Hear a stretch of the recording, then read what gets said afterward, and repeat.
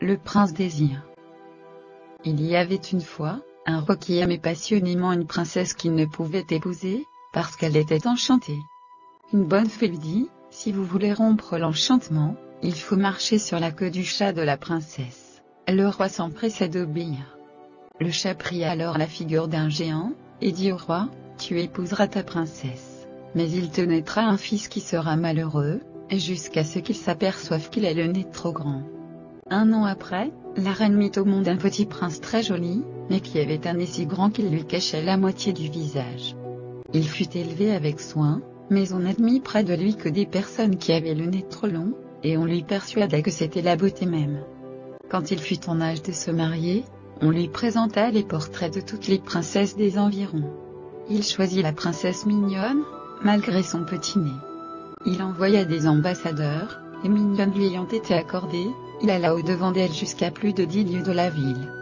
Mais au moment où il s'avançait vers Mignonne, elle fut enlevée dans les airs par le géant qui était apparu au roi. Le prince Désir inconsolable, voulut partir seul à la recherche de sa belle princesse, il monta à cheval et s'éloigna. Après avoir marché pendant 2 jours et 2 nuits, il aperçut une caverne dans laquelle il y avait une petite vieille qui avait un nez beaucoup trop court. Le prince et la vieille se mirent à rire, en s'écriant, quel drôle de nez.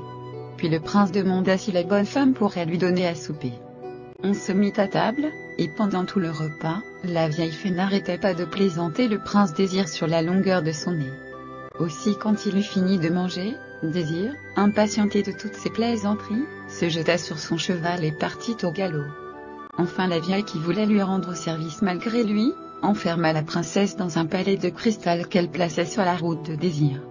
En voyant Mignonne, il voulut lui baiser la main, mais comme son nez l'en empêchait, il s'écria, décidément, j'ai le nez beaucoup trop long. Dans ce moment le palais s'écroula et le nez de Désir devint un nez ordinaire, il remerciait bien fort la vieille et épousa la princesse.